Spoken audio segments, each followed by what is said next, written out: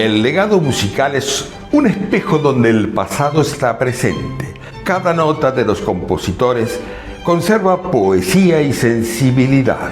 Al escucharlas, sentimos que los siglos no han borrado la emoción que las hizo nacer y que el eco de estas obras sigue vivo entre nosotros. El 5 de abril de 1803 es una fecha que podemos registrar en la agenda de honor. En Viena, Ludwig van Beethoven protagonizó una velada que puede considerarse, sin exageraciones, una verdadera proeza artística casi irrepetible. En una misma noche, una verdadera noche de privilegio para quienes asistieron a esa velada, el compositor no solo presentó obras de enorme envergadura, sino que asumió simultáneamente los roles de compositor, intérprete y director. En ese concierto se escucharon dos de sus obras fundamentales, la Sinfonía número 2 y el Concierto para piano número 3. Esto da cuenta de una concentración creativa extraordinaria, difícil de imaginar incluso en los estándares más altos de la historia musical. El Opus 36 y el Opus 37 fueron presentados en la misma noche. Beethoven estrenó dirigiendo personalmente su segunda sinfonía, una obra en la que comienza a romper con el clasicismo equilibrado de Haydn y Mozart, introduciendo una energía casi desbordante, jugando con lo inesperado y empujando los límites del lenguaje sinfónico hacia territorios aún desconocidos en su tiempo. Ya sería suficiente para inscribir la velada en la historia. El momento alcanza un carácter casi legendario con el estreno del Concierto para piano número 3, en el que Beethoven fue el solista de su propia obra. Y acá lo inexplicable: la partitura no estaba completamente terminada. Se sabe que tocó con apuntes incompletos, improvisando pasajes, con una libertad y dominio que solo un creador e intérprete de su talla podía sostener. Así, esa noche no fue simplemente un concierto, sino la manifestación viva de una concepción artística en la que el compositor, el intérprete y el director se fundieron en una sola figura, en una convergencia irrepetible de genio, riesgo y creación en tiempo real, en uno de los episodios más extraordinarios de toda la historia musical occidental. Escucharemos un breve fragmento del segundo movimiento de la Sinfonía número 2.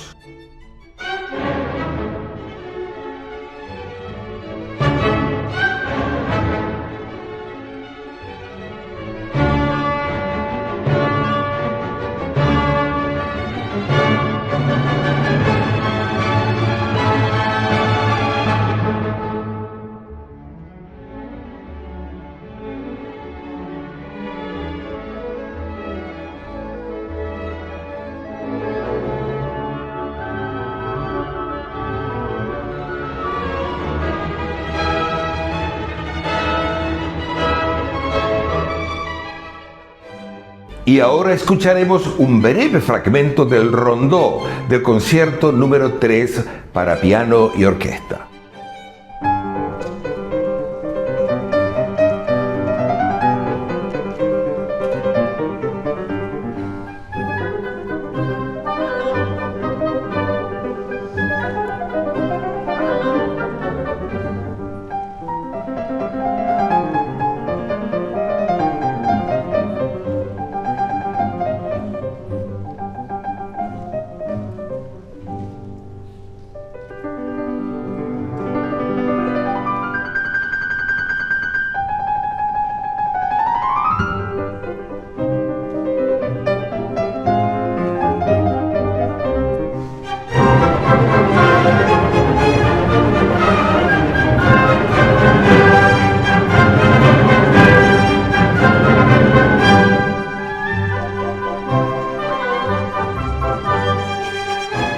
El 5 de abril de 1874, Johann Strauss, hijo, estrenó en Viena, Austria, su opereta El Murciélago, bajo su propia dirección.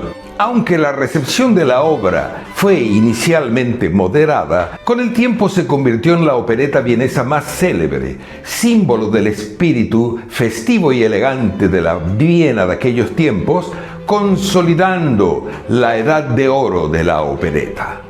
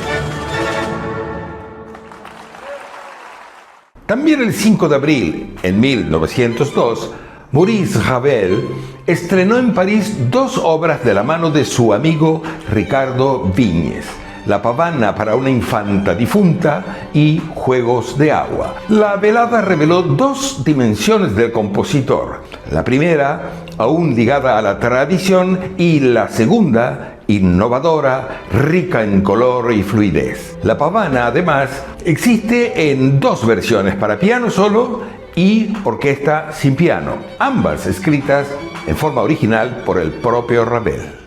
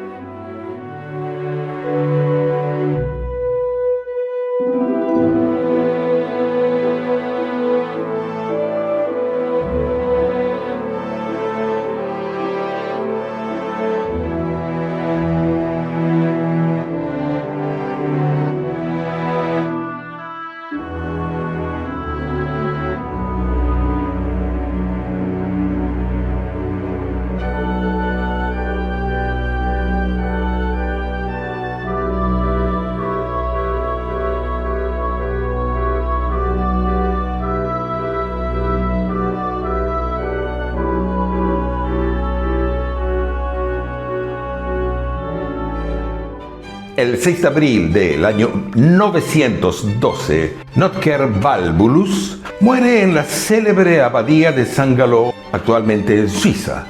Poco recordado en la actualidad, fue un monje benedictino y una de las figuras más influyentes de la música y la literatura medieval en un tiempo en el que la música occidental aún luchaba por definirse. Él personifica el paso de una tradición oral a la fijación escrita en una notación primitiva pero fundamental. Su memoria fue venerada por siglos y su figura permanece como símbolo del vínculo entre poesía, música y liturgia en la difícil Edad Media. El 6 de abril de 1971, Igor Stravinsky falleció en Nueva York. Su muerte marcó el cierre de una de las trayectorias más influyentes de la música del siglo XX, atravesando múltiples etapas estilísticas, desde el primitivismo de la consagración de la primavera hasta el neoclasicismo y el serialismo tardío. Fue enterrado en la isla de San Michel, en Venecia. Escucharemos una brevísima grabación histórica de 1940 en la que el mismísimo Stravinsky dirige al frente de la Filarmónica de Nueva York.